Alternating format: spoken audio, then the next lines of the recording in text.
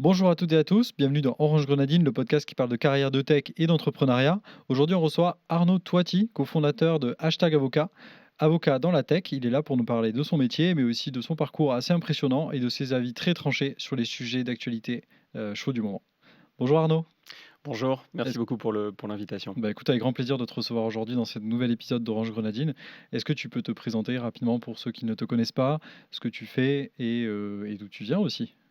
Absolument, donc je m'appelle Arnaud Touati, effectivement, je suis un avocat qui travaille beaucoup dans la tech. Ça fait 15 ans maintenant à peu près que j'exerce ce métier. Le temps passe très vite. J'ai d'abord commencé effectivement vraiment comme un geek. Enfin, moi j'aime les nouvelles technologies bien au-delà en réalité de mon métier d'avocat. J'ai toujours apprécié ça, même quand j'étais petit, toujours été baigné en fait dans les nouvelles technologies. J'ai d'abord fait mes études en France, puis aux États-Unis.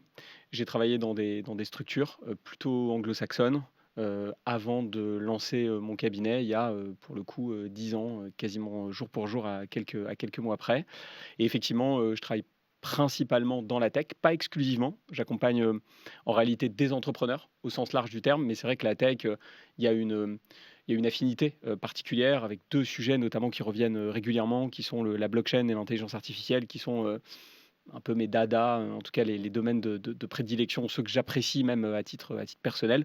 Pour autant, effectivement, entrepreneur de la tech en général et même, souvent entrepreneur, tout court. D'accord, on y reviendra peut-être sur la partie blockchain et IA un petit peu plus tard. Mais qu'est-ce qui t'a amené vers la tech? C'est une passion? C'est quoi à la base qui t'a C'est vraiment une poussé? passion. C'est-à-dire que, en réalité, je répète, il y a vraiment moi, en tant que personne physique qui n'est pas avocat et dans ma pratique et finalement le fait de travailler dans la tech, c'était une manière d'une certaine manière comment dire? De pratiquer ma profession, celle que j'aime, dans un cadre qui est celui que j'apprécie. Donc déjà, ça a été une des premières raisons. La 2e, bon, il y en a sûrement plein d'autres, hein, mais la deuxième, c'était que, si tu veux, quand tu travailles dans la tech, finalement, tout est souvent très nouveau. Il faut s'adapter, parfois il faut anticiper. Heu, on parlait de la blockchain il y a quelques instants. Typiquement, la blockchain, il y a un cadre en France qui date de 2019. Avant, c'était peu ou prou un no man's land. Alors évidemment, le droit déteste le vide et donc d'une certaine manière, on arrivait à se raccrocher à des choses qu'on connaissait. Enfin, tout de même, force est de constater qu'on était, si tu veux, dans l'anticipation. Là, maintenant, il y a effectivement une partie qui est réglementée. Il y en a d'autres qui ne le sont pas encore. Donc, finalement, les faits précédant systématiquement le droit, on est dans la réflexion, dans l'anticipation, dans essayer de trouver les cadres qui fonctionnent le mieux. Et c'est ça qui me plaît. Paradoxalement, c'est vrai que quand on est sur des sujets qui sont très ancrés, où on a un historique de 10, 15, 20, 30 ans, c'est peut-être un petit peu moins challenging, je trouve, intellectuellement et donc finalement la tech, ça me correspondait bien de ce point de vue-là. D'accord. Et tu parles beaucoup de blockchain et d'IA, parce que tu es très actif, notamment sur LinkedIn, dans tes derniers posts. Euh, c'est des domaines que tu as choisis parce que tu voyais un potentiel, parce que tu as une affinité là aussi avec ces sujets, ou parce que tout simplement c'est trendy et que tu voulais te placer sur ces sujets? Alors, je vais pas te dire que le fait de ne pas avoir de potentiel et que ce soit, trendy, c'était pas enfin ça n'a pas, eu un effet enfin disons que c'était pas la raison principale, mais bien entendu que si c'était des sujets qui étaient, finalement, très peu, qui avaient très peu d'impact, il est probable que j'y aurais pas passé autant de temps, ne serait-ce que pour des raisons, purement économiques. Enfin la réalité, c'est qu'il y a quand même un intérêt intellectuel, qui est clair. Enfin moi l'IA, encore une fois, j'y suis passionné et même bien avant, l'arrivée d'OpenAI, hein. J'ai pas attendu 2022. Enfin là, quand on aime les romans de science-fiction, quand on s'intéresse à la tech, en général, on a forcément une affinité, une vision presque fantasmée aussi de ce qu'est l'intelligence artificielle. Quant à la blockchain, je suis tombé dedans, ça devait être en 2014, donc relativement tôt. En Très fait, tôt, en oui. réalité, il y en a s'y sont mis bien avant moi, mais ça restait quand même relativement tôt. Et je me suis tout de suite plongé dedans parce que techniquement parlant, alors maintenant c'est beaucoup plus financiarisé, mais à l'époque c'était beaucoup de la tech, beaucoup de geeks qui s'intéressaient à ça. Et on avait des projets qui étaient juste phénoménaux. Enfin, ils voulaient renverser la table, révolutionner le monde. Il y a énormément de sujets techniques que j'ai pu apprendre par le truchement de mes clients. Et donc ça c'est quelque chose de très apprécié et très appréciable pour moi. Et par exemple, tu parlais de tes clients et de tes interventions dans des projets blockchain. Quel Mmh. était ton rôle du coup dans ce genre de projet? Alors, là, je vais essayer de dézoomer un peu. C'est pas tant sur la blockchain que de manière générale. Moi, j'estime que l'avocat, il a un rôle qui est son vrai rôle, c'est celui d'être un copilote. Alors, ça veut tout dire et rien dire comme ça, mais ce que je veux dire par là, c'est que c'est pas simplement un prestataire de services juridiques. Ça, évidemment, c'est la base. Mais j'ai envie de dire, en plus, on pourra en parler avec l'arrivée de l'IA, ça va peut-être devenir de moins en moins important d'une certaine manière, en tout cas, top of the bottom, mais qu'à la base, on aura déjà des outils qui permettront de faire des choses qui sont sensationnelles. Mais je dirais que l'avocat, il faut qu'il ait une vision business, si tu veux. C'est-à-dire qu'il faut faut pas simplement qu'il soit là pour accompagner juridiquement, il faut qu'il essaye d'accompagner la boîte bien plus largement. Ça veut dire avec des partenaires autour, ça veut dire effectivement leur prendre la main, ça veut dire techniquement les aider sur certains sujets s'il y a besoin. C'est le droit, Mmh. mais pas que le droit, loin de là. Donc ça a toujours été le cas. Et la blockchain, c'est très écosystémique. Ça veut donc dire que finalement, quand tu as des clients qui viennent te voir, qui ont un besoin juridique, bah, tu te rends compte que en réalité, ils ont besoin de communication, il faut des gens qui connaissent la crypto, ils ont besoin d'experts comptables, il faut des gens qui connaissent la crypto, etc., etc. Et en fait, tu construis au fur et à mesure un écosystème Mmh. qui est hyper puissant et que tu valorises forcément beaucoup Donc tu amènes un auprès de réseau cette quelque part, population. Bien de sûr, clients, ouais. évidemment, exactement. Je pense que ça, c'est déterminant. Et pour faire le lien avec ce que je disais à l'instant, euh, moi, je crois profondément, et ça me gêne de le dire parce que j'y vois pas du tout un intérêt particulier, hein, mais je pense que les métiers du droit et du chiffre sont des métiers qui vont être impactés de manière extrêmement lourde par l'arrivée de l'intelligence artificielle. Alors, je dis l'arrivée, elle est déjà arrivée, mais en tout cas par son développement Ils le qui sont est pas déjà, justement? exponentiel. Alors, oui, mais de manière très limitée pour l'instant. Et moi, j'ai souvent tendance à dire, alors c'est une projection personnelle, simplement basée sur l'usage que j'en fais, qui est très intensif, Mmh.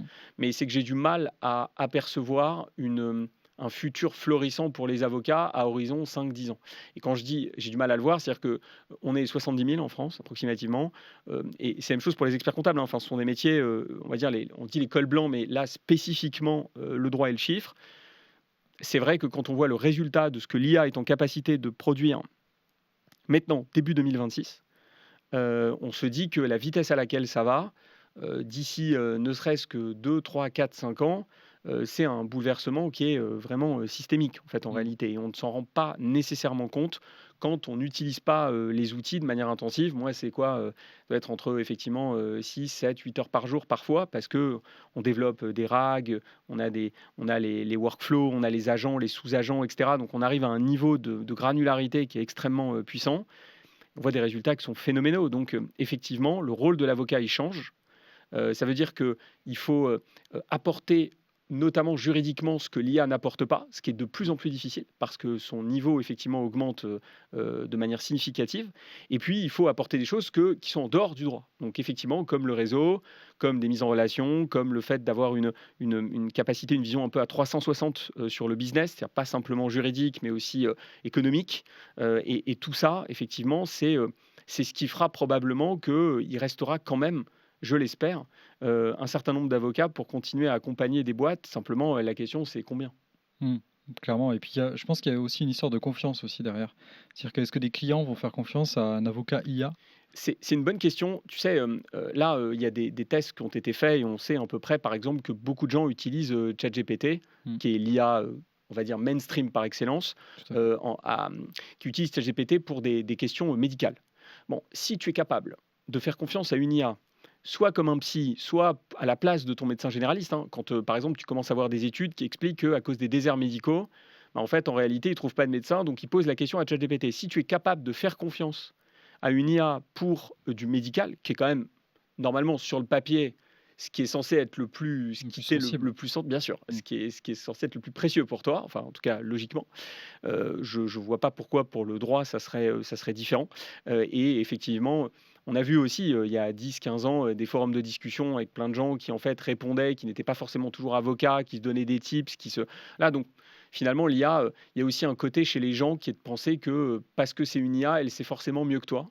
Ce qui est d'ailleurs une erreur majeure parce Mmh. qu'il y a beaucoup d'hallucinations, parce qu'il y a beaucoup de fautes, parce que le métier, que ce soit de médecin ou d'avocat, sont des métiers extrêmement techniques et qu'en réalité, tu peux trouver tout et son contraire parfois et qu'il est difficile quand on est profane finalement de démêler le vrai du faux. Mais enfin, la réalité, force est de constater quand même qu'il y a de plus en plus de gens qui le font. Et donc, effectivement, il y a un côté confiance.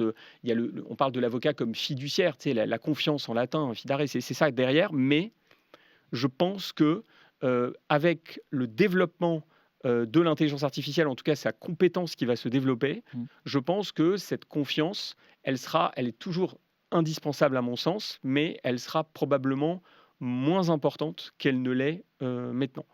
Voilà. D'accord. Donc au je pense. final, selon toi, le métier de l'avocat va changer.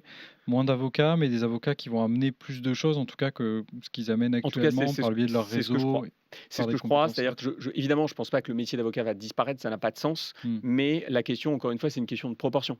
On en parlait avant le début de cette émission, c'est-à-dire que, effectivement, il y a 70 000 avocats, combien vont-ils rester, ne serait-ce que dans 5 ou 10 ans? L'enjeu va se trouver là. Et c'est valable dans tout un tas d'autres métiers. Oui. C'est cette destruction créatrice, c'est-à-dire qu'on détruit pour créer. La question n'est pas de savoir si on va créer. Bien sûr qu'on va créer des nouveaux métiers. Bien sûr qu'il y a des choses, même dans le droit, en rapport avec l'IA, ne serait-ce qu'entraîner. Aux États-Unis, il y a des grands professeurs qui travaillent avec des boîtes d'IA pour entraîner leurs algorithmes en matière juridique. Donc, c'est un nouveau métier. La question, c'est entraîner déjà jusqu'à quand? Au bout d'un moment, si l'IA est tellement forte, est-ce qu'elle aura besoin d'être entraînée sur 10, 15, 20 ans? Première question.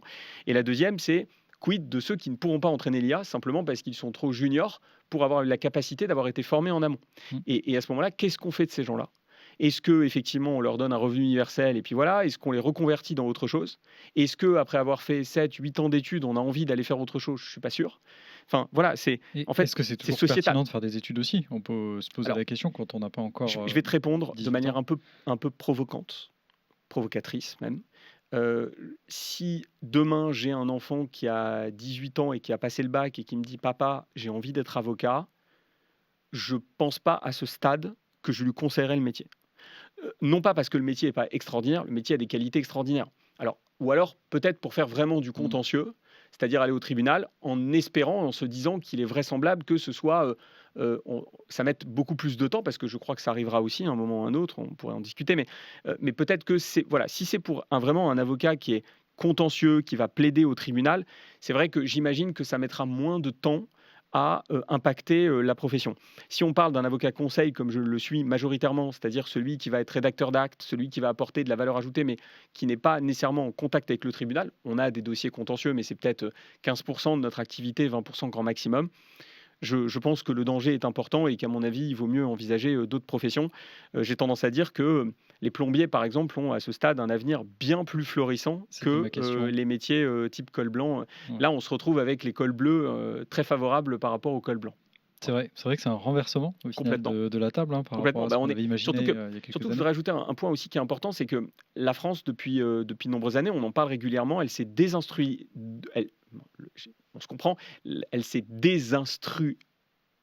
J'ai pas le terme. Ouais, tu vois, j'arrive Oui, même pas à le dire. elle a Bon, perdu bref, elle a perdu niveau. en industrie. Elle a perdu Voilà, un j'ai du niveau mal à le dire, t'as compris? désindustrialisé. Voilà, Ouais. exactement, merci. Ok. Et elle est allée sur une société beaucoup plus une société de services. Oui. Sauf qu'en réalité, le problème, c'est que ce sont ces services qui sont finalement impactés de manière majeure par l'arrivée de l'intelligence artificielle. Or, tous les jeunes à qui on a dit que finalement il y avait une sorte de hiérarchie entre des métiers qui étaient entre guillemets soi-disant des métiers à plus faible valeur ajoutée parce que c'était des filières techniques, etc., versus les filières, qu'elles soient mathématiques, qu'elles soient dans la santé, qu'elles soient dans le droit, qu'elles soient dans la finance, mais en fait on se rend compte que maintenant ces filières-là vont de manière évidente être impactées frontalement par l'IA. Et donc finalement la question se pose de toutes ces générations à qui on a dit finalement les métiers manuels c'est des métiers qui dévalorisés et qui n'ont pas voilà, qui ne sont pas à la hauteur des autres. Il va falloir peut-être expliquer qu'il va falloir y revenir en réalité à ces métiers-là au risque de se retrouver en grande difficulté. Oui, parce que comme tu dis, il y a un risque avec la désindustrialisation d'avoir de plus en Si plus tu utilises mieux le d'entreprises terme de s'il te plaît, services. exactement. Je l'ai répété plusieurs fois. Exactement, D'avoir de plus en plus de boîtes de services, mais derrière, effectivement, si dans ces boîtes de services, on n'a plus d'employés, quid Écoute, de la population au oui, oui, final, puis enfin, de la majorité de la population au final. alors, majorité, je sais pas, mais en tout cas une bonne partie. Une bonne partie. Et donc, effectivement, ça veut dire que vraisemblablement, il faut l'anticiper. Est-ce qu'on en parle? Est-ce qu'on l'anticipe? Moi, j'ai l'impression que c'est l'éléphant au milieu de la pièce, c'est-à-dire qu'on le Personne n'en voit, parle. mais on Non. en parle, ou alors on en parle, mais de manière en réalité très secondaire. C'est-à-dire que ça devrait être, à mon sens, un thème, par exemple, pour la présidentielle, ça devrait être un thème de campagne majeur. Totalement. On a passé un an, 8 mois à se déchirer à l'Assemblée nationale pour savoir si la retraite, c'était 62, 64, 65 ou 67. Enfin, la vérité, c'est que s'il y a impacte l'emploi comme on pourrait l'imaginer, il est fort à parier que même 67 ans ne suffira clairement pas à sauver un système qui est déjà exsangue, en fait, en réalité. Et donc, il faut anticiper. Et je n'ai pas l'impression, à ce stade en tout cas, de ma compréhension, que ce soit, l'état d'esprit. On a les Américains qui semblent être déjà en position de leader, mais aussi d'anticipation. Les Chinois également sont Ouais. fortement dans l'anticipation. L'Europe, je ne suis pas convaincu, et la France encore moins. Et donc, c'est un vrai sujet pour nous, pour nos enfants et pour les générations futures, Mmh. évidemment. La plupart des gens ont l'impression, je pense qu'ils le prennent avec légèreté, ou qu'ils se disent: «Non, mais ça n'arrivera pas» ou «Ça arrivera plus tard». Tu sais, tu Hem, vois ce film, c'est une impression, oui. Ouais, Don't Look Up, Oui, tu sais, sur Netflix? le déni Le déni, cosmique. Ouais, voilà. ouais. Et ben, parfois, ça me fait un peu penser à ça. C'est-à-dire qu'en fait, Mmh. tu vois, et ce film est très intéressant parce que il montre comment on peut conditionner d'une certaine façon les gens à, moi je dis pas qu'il faut être, anxieux, matin, midi et soir, et qu'il faut voilà, il faut y penser, je dis juste que ça s'anticipe, ça se prépare, ça se réfléchit, Ouais. et ça se traite pas, le moment venu. Et on a l'impression avec beaucoup que c'est après moi le déluge finalement. C'est-à-dire que chacun comme ça, se rejette un peu la patate chaude en se disant bon bah c'est le suivant qui gérera. Sauf que le rôle, à mon avis, en tout cas à mon sens, d'un politique, c'est d'anticiper, c'est de prévoir l'avenir, et c'est de travailler sur ce que sera le pays dans 5 ans, 10 ans, 15 ans, 20 ans. Et ce sujet, c'est justement le sujet d'anticipation par excellence. Et en plus, je parle dans 10 ans, mais ça se trouve, ce sujet va être non pas dans 5 ou 10 ans, mais peut-être dans 1 an ou 2. Mmh. Parce que la vitesse à laquelle ça va Ouais. est exponentielle. Souvent, on compare cette révolution finalement de l'intelligence avec la révolution industrielle ou Internet. Alors, la révolution industrielle, je ne l'ai pas vécue par définition, mais par contre, Internet, oui, j'étais en plein dedans, c'est ma génération. Moi, ce que je peux dire, c'est qu'effectivement, Internet a été un bouleversement très important. Mais la différence, enfin, comparaison n'est pas raison, si tu veux. C'est-à-dire que, premièrement, Internet, n'avait pas, en tout cas pour moi, de vocation à remplacer l'homme. Mmh. Internet, c'était créer un nouveau canal. Alors oui, effectivement, c'est sûr qu'il y a des gens qui, par exemple, vendaient de manière traditionnelle et qui, de bon gré mal gré, se sont retrouvés à vendre sur Internet. Ça, c'est évident. Et donc, ça a créé, effectivement, ça les a obligés d'une certaine façon à arrêter leur activité et à se renouveler. Mmh. Ça a créé tout un tas de nouvelles activités. Je n'ai pas l'impression pour autant que ça a eu vocation à remplacer, si tu veux, purement et simplement, d'une certaine manière, l'homme. Ça, c'est la première différence. Alors que Mmh. pour l'intelligence artificielle, l'objectif, c'est à la base pas forcément de créer des hommes augmentés, c'est plutôt qu'à un moment, oui, on les augmente jusqu'au moment où on se dise, mais oui, mais l'homme est-il encore utile? Donc ça, c'est la première chose. Quand je dis l'homme, c'est évidemment avec un grand H. Et puis la deuxième chose, c'est la vitesse. Internet, ça a été assez rapide. Mais si on prend, il suffit de regarder ce qu'était ChatGPT en 2022. Que ceux qui nous regardent aillent sur YouTube, regarder des vidéos ChatGPT fin 2022. Je l'ai fait il n'y a pas très longtemps, c'est extraordinaire. Vous prenez l'état de ce qu'était ChatGPT et OpenAI fin 2022 et vous le comparez 3 ans après, mais en fait, c'est un changement c'est dimensionnel presque. On est sur une autre dimension. Et donc, si, ne serait-ce que par anticipation, on se dit, bah, finalement, dans 3 ans, il y aura la même marge de progression qu'il y a eu dans les 3 premières années, je pense que tout le monde a compris que on est vraiment dans un nouveau paradigme, Mmh. et je crains que nous ne l'ayons pas du tout anticipé et qu'il n'y ait pas la vocation non plus de le faire. Donc ça voudrait dire que Elon Musk a raison avec Neuralink? Je pense qu'il a raison, ouais. Ouais. Je pense qu'il a raison. Ça ne veut pas dire Je que pense moi que je. l'IA va nous dépasser et qu'à un stade, il faudra, pour pouvoir rivaliser, pour pouvoir compete avec l'IA, il faudra quelque part fusionner avec l'IA? Je pense que oui. C'est ton avis? Ça ne veut pas dire que j'en suis favorable, loin de là. Déjà, le fait de mettre effectivement quelque chose, une puce invasive Mmh. dans ton cerveau ou autre, c'est quelque chose qui effectivement, évidemment, c'est une chose pour laquelle je suis réfractaire de base. Pour autant, euh, je pense qu'on va y arriver. Alors la question, c'est à quel délai et dans quelle proportion. Mais simplement, je répète, on est d'une certaine manière en train, et c'est là le paradoxe de l'IA, c'est que finalement, on est en train de créer notre propre remplacement. C'est ça qui est à la fois C'est très extraordinaire vrai. et extrêmement effrayant. C'est-à-dire que on est en train de construire quelque chose qui demain va être amené à nous remplacer. On est en train d'entraîner. Donc finalement, quand j'expliquais comment je voyais la situation pour les avocats, bah, il y a, aux États-Unis, ça se fait de plus en plus maintenant. Donc, on rachète des OpenAI ou d'autres, rachètent des cabinets comptables ou font appel à des grands professeurs ou des grands avocats pour entraîner les IA. Sauf qu'on les entraîne, on les entraîne, on les entraîne, mais à un moment, qu'est-ce qui va se passer? À un moment, l'IA, elle sera tellement forte qu'en réalité, on aura de moins en moins besoin, voire même plus besoin de ces gens-là. Et si on n'a plus besoin du grand professeur émérite qui a 40 ans d'expérience sur le sujet, est-ce qu'on va avoir besoin du jeune collaborateur qui a 6 mois ou 1 an d'expérience? Évidemment que non. C'est vrai, mais Donc, sur l'aspect innovation, tu penses que l'IA va pouvoir innover comme le ferait un humain, par exemple? Est-ce que tu penses que parce que sur cet aspect-là, entraîner une IA sur l'existant, d'accord, mais sur le fait d'inventer des nouvelles choses, oui. enfin, Alors, c'est une bonne question. Si on parle de l'invention en tant que telle, quand on invente, quelqu'un demain invente. Ça tombe pas comme ça du ciel. C'est pas il lève la tête et ça tombe. C'est basé sur sa culture, sur son expérience, sur sa connaissance. Et donc, finalement, on se base sur un passé, d'une certaine manière. Déjà, c'est ma première réponse, c'est que je ne vois pas finalement en quoi le fonctionnement du cerveau humain différerait du point de vue créatif de l'IA de ce point de vue-là. En revanche, là où je te rejoins, c'est qu'effectivement, à ce stade, on est sur quelque chose de très clinique, de très mathématique, évidemment, c'est des algorithmes, versus un rapport, enfin un cerveau humain qui évidemment a un rapport au sentiment, un rapport à la sensation, un rapport qui fait que on est normalement en capacité de faire des choses que l'IA n'est pas à ce stade, en tout cas, en capacité de faire. Mais quand on prend la création musicale, quand on prend la création artistique, on voit quand même des choses qui sont particulièrement développées. c'est vrai. Maintenant, pour autant, effectivement, je pense que quand on est un très grand artiste et quand on a une vision qui est derrière et quand on a une trace, une patte spécifique, je pense que ça restera quand même, en tout cas, est-ce que c'est ad vitam aeternam, est-ce que je ne sais pas, l'apanage humain pendant un temps. La question est toujours la même, c'est la question des grands nombres. C'est-à-dire entre ceux, c'est comme au cinéma, entre ceux qui, un Scorsese qui a une patte, qui a une vision, etc., et tout un tas peut-être de réalisateurs, même s'ils sont très bons, qui ont moins d'identité, est-ce que demain, l'IA ne va pas faire des films qui sont en réalité assez proches, voire même parfois supérieurs à ce que l'humain est en capacité de faire? Pourquoi? Parce qu'il a analysé ce que les spectateurs attendaient, leurs réactions, ce qu'ils voulaient, etc., etc., et qu'il a adapté quelque chose de plus mathématique. C'est triste, mais en même temps, est-ce que ce n'est pas aussi vers là qu'on se dirige? Voilà, la question, elle est posée, elle reste Mmh. ouverte. Donc une société tout automatisée finalement, de plus en plus. Oui, Comment tu le vois? Parce que je sais que tu es en rapport avec, l'univers politique, de plus en plus.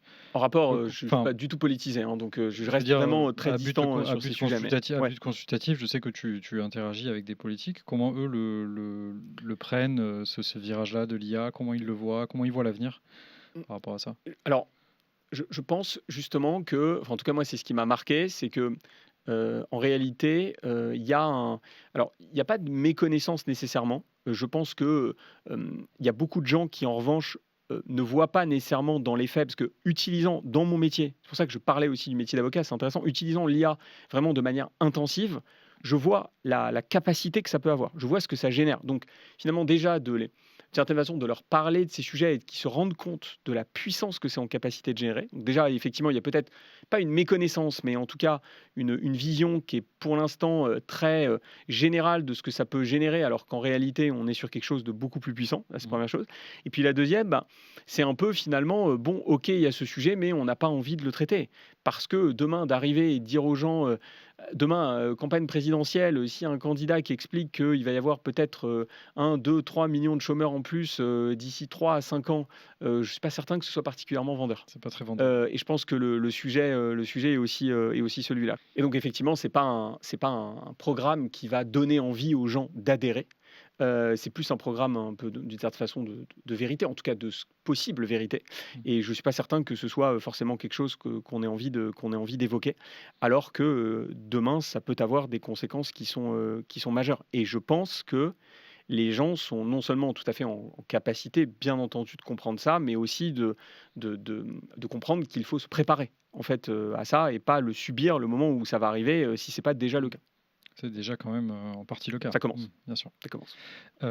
Avec tes clients du coup, quels sont tes sujets du moment? J'imagine que ça parle beaucoup d'IA, si tu peux en parler bien sûr Bien ou sûr, en oui, tout non, je peux cas pas donner de pas nom de citer les client, clients bien sûr, mais effectivement, pour des raisons de bien confidentialité. sûr. Mais écoute, donc, comme je disais, moi j'accompagne des entrepreneurs au sens large du terme. Donc, il va y avoir un sujet qui revient, qui concerne la tech et pas que la tech, c'est évidemment le sujet de la fiscalité. ça ne surprendra personne que la France est un pays qui fiscalise beaucoup. Alors, c'est pas non plus que parfois, c'est vrai qu'on a tendance à lire des choses qui, voilà, qui montreraient que la France serait vraiment une horreur par rapport à d'autres pays européens. C'est pas forcément toujours le cas, mais on fiscalise beaucoup. Il y a des cotisations sociales qui sont très élevées avec les avantages que ça peut comporter aussi derrière. Mais je veux dire, c'est que donc il y a forcément des questions à la fois d'optimisation, si tant est qu'elle soit possible, évidemment, on limite de la légalité, mais aussi sans que ce soit non plus un exode massif, bien sûr que non, mais il y a des velléités d'expatriation, d'aller à l'étranger, de développer, parfois effectivement de carrément transférer son activité à l'étranger avec des destinations qui reviennent régulièrement. Je pense à Dubaï. Alors c'est vrai que le contexte géopolitique rend peut-être la destination Peut-être un pas peu en ce moins moment. intéressante en ce moment. Voilà, mais effectivement c'est un sujet qui revient régulièrement. Et puis après, bon, il y a des sujets de structuration globaux classiques, des sujets de marque, des sujets de levée de fonds, des sujets contractuels. Et puis, effectivement, il y a des points qui reviennent régulièrement. La blockchain, alors, c'est un sujet qui se financiarise. Donc, on a des acteurs bancaires qui s'intéressent à ces sujets. On a effectivement des acteurs qui sont peut-être plus robustes qu'ils ne l'étaient il y a quelques années parce que la réglementation aussi est plus cadrée, donc ça attire ce type d'acteurs. Mhm. Puis on a l'IA qui est évidemment qui est un sujet qui revient extrêmement régulièrement avec, je pense, deux points, si on parle vraiment du juridique et de mon scope d'avocat, c'est le sujet de la propriété intellectuelle. Pourquoi? Parce que, bah, en réalité, c'est que ce soit du côté de celui qui fournit la solution d'IA ou du côté de l'artiste. Si je fournis la solution d'IA, qu'est-ce que je peux faire, pas faire? Qu'est-ce que je peux reprendre? Qu'est-ce que je peux pas reprendre? Et puis du côté de l'artiste, c'est se rendre compte qu'en réalité, certains outils, grand public ou pas, reprennent parfois sans vergogne le travail et qu'il y a un sujet aussi de respect des droits de propriété intellectuelle. Donc ça, c'est un premier pan. Et le deuxième, ce sont les données personnelles. Parce que, évidemment, le RGPD, ça date de 2018, on commence à connaître, même si les sociétés sont loin d'être toutes à jour encore. Ça va faire 10 ans d'ici 2 ans et pour autant, c'est Ça loin passe d'être très le vite. cas. Mais avec l'IA, on a effectivement des sujets qui sont d'autant plus importants, notamment dans ce qu'on appelle les IA fortes, parce qu'elles sont classées en fait en Europe en fonction de leur niveau de dangerosité.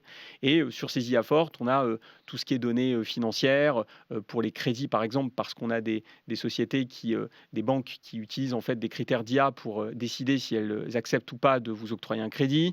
On a évidemment les données médicales, on a toute la partie RH aussi. Donc en fait, on a Des comment dire, des verticales. domaines Ouais. d'activité, absolument des verticales, chercher le terme, qui sont beaucoup plus soumises que d'autres au respect en fait d'un cadre qui est très précis, que ce soit un cadre en termes de formation, en termes de documentation, etc., qui est assez clair. Et donc, on est en train, petit à petit, de se préparer à l'échéance qui est en août prochain et qui va rendre obligatoire tout un tas d'obligations spécifiques auxquelles ces sociétés sont soumises. Voilà. Donc ça, ce sont des sujets effectivement qui reviennent régulièrement. Enfin, quand on fait de la tech, quand on travaille sur les réseaux sociaux, bon, bah, évidemment, ça va être du cyberharcèlement, ça va être des problèmes de procédure parce que les comptes ont été suspendus, ça va être des contrôles des autorités, que ce soit la CNIL, la DGCCRF, l'AMF, etc., etc. Donc, on est aussi beaucoup amené à intervenir finalement en aval Mhm. parfois parce que les gens n'ont pas été suffisamment précautionneux et n'ont pas anticipé les difficultés.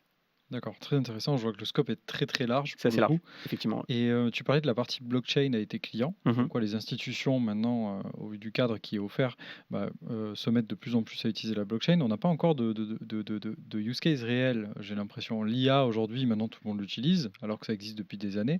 La blockchain, ça existe aussi depuis des années.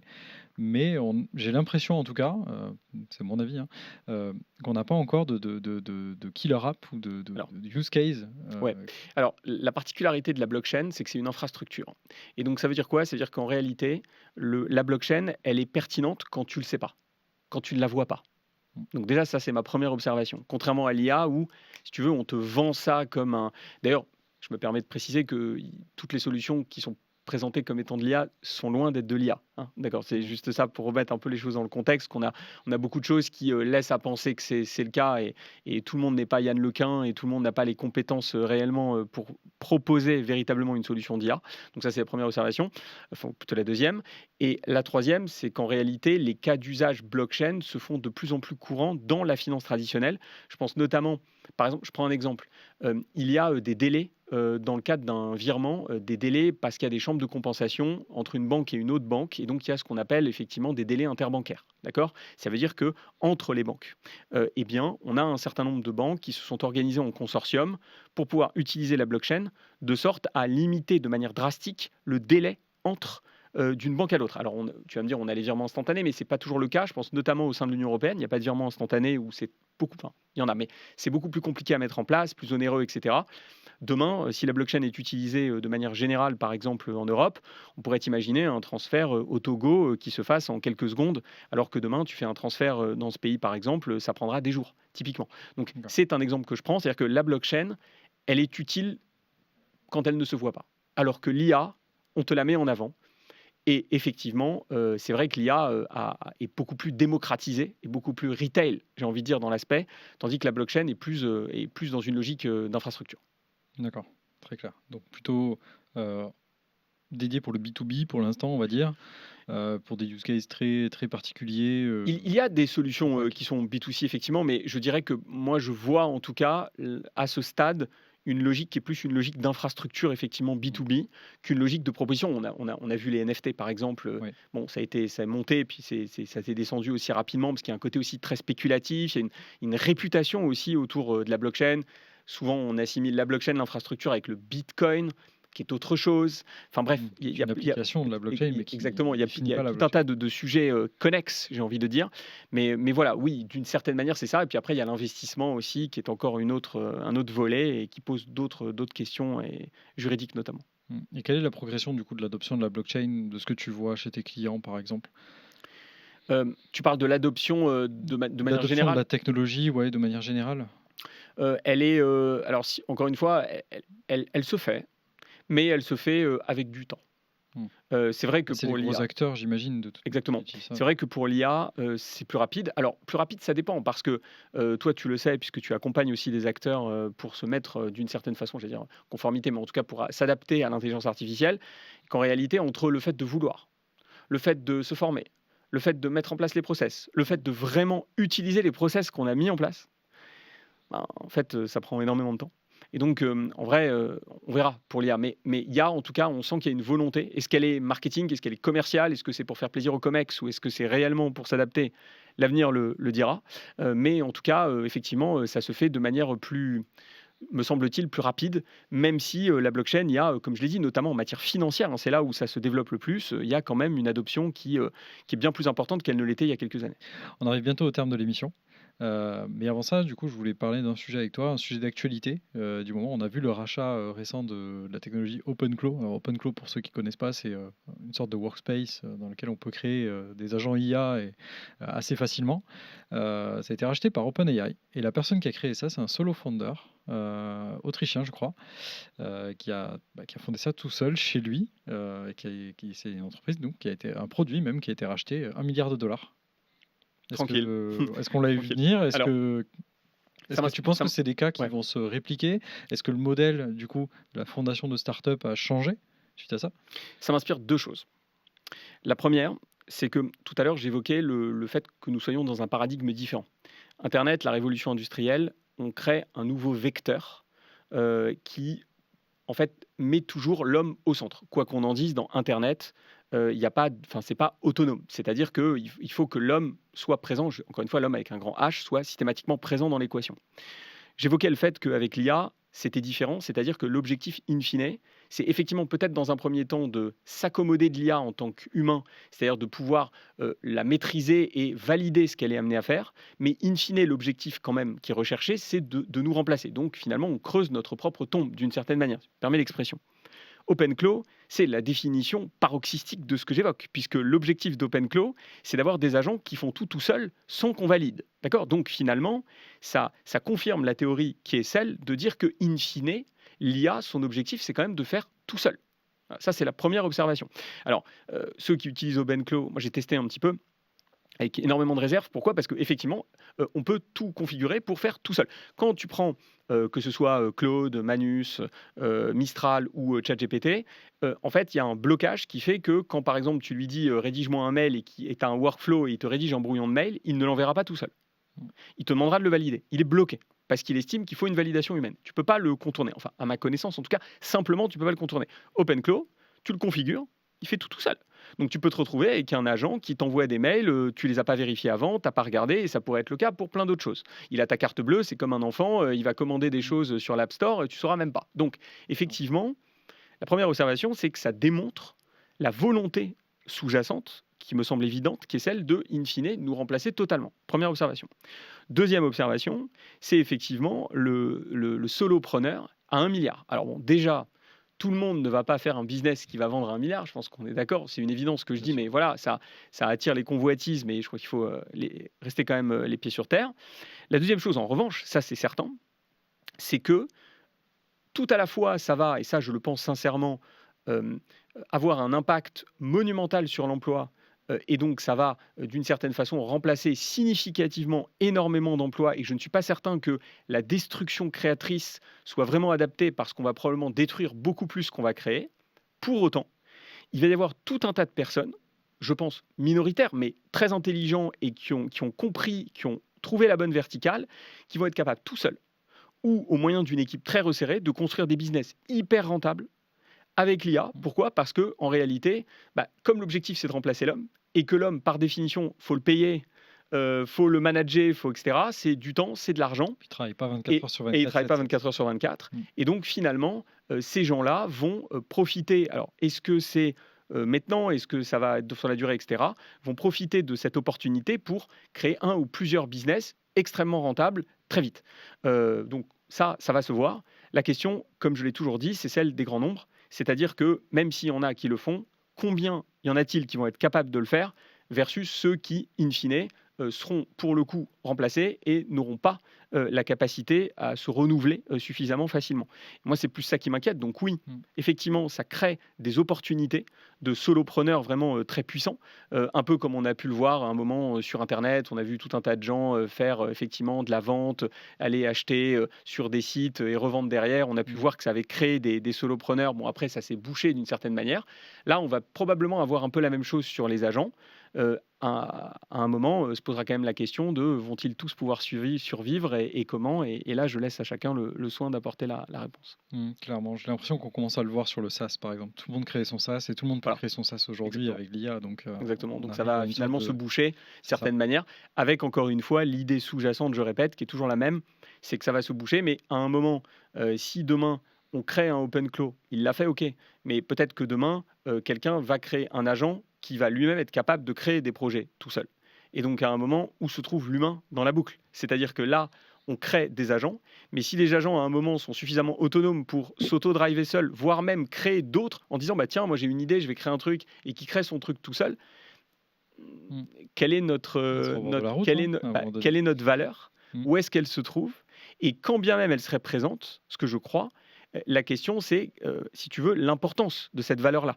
Parce que si demain je crée un open cloud qui fait plein de choses, pour l'instant ça marche plus ou moins bien, mais dans un an je suis sûr que ce sera une tuerie. Mmh. La réalité c'est que si toi tu es juste présent à la base, normalement tu dois travailler 15 heures par jour, mais qu'en réalité en 30 minutes ça marche, dans un an ce sera peut-être 20 minutes, dans 3 ans ce sera peut-être 3 minutes, qu'est-ce que tu vas faire de ta vie? Qu'est-ce que tu vas faire de ta vie? Le travail, c'est Ouais. pas juste le fait de travailler, c'est intégrateur dans la société. Ça joue ce rôle-là. On est d'accord, on n'est pas d'accord.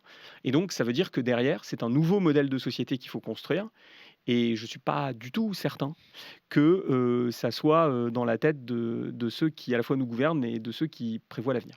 Il y en a qui me disent, mais non, il ne faut pas s'inquiéter, on va tous travailler dans des associations, on va recevoir un revenu universel, et puis finalement, on va tous s'aimer, se tenir par la main et se faire des bisous. J'ai tendance à croire que la nature humaine est un peu différente de ça. Et je pense que les derniers événements géopolitiques des 3 dernières années ont confirmé qu'a priori, on était, voilà, on est revenu un peu back to basic, j'ai envie de dire, sur ce qu'est l'homme et son rapport à l'autre. Et donc, je suis un peu plus pessimiste là-dessus. Je ne dis pas qu'il n'y aura pas évidemment ça aussi, naturellement, mais tout est question de proportion. Et je pense que le travail est une. C'est pas tant le fait de travailler, c'est aussi une manière de s'insérer effectivement dans la société. Et moi, je crains que si effectivement l'IA remplace de manière massive l'emploi, nous n'ayons pas forcément les codes et la compréhension pour pouvoir créer un nouveau modèle de société. Et à partir de là, se pose tout un tas de questions qui me semble-t-il, n'a même pas été ne serait-ce qu'abordées. Clairement, et on le voit dans les programmes politiques, Exactement. tu l'as J'ai mentionné tout à l'heure. absolument pas Mm. traité. Ouais. Tout à Très fait. bien. Merci Arnaud d'être venu dans Merci Orange beaucoup. Grenadine. Merci, Merci c'est un pour ton plaisir. temps. Merci, Merci c'était beaucoup. vraiment très intéressant. On a Merci balayé beaucoup. pas mal de sujets. Blockchain, IA, droit, c'était assez complet. Merci à tous d'avoir suivi cet épisode d'Orange Grenadine. On se retrouve très bientôt dans un prochain épisode. Merci.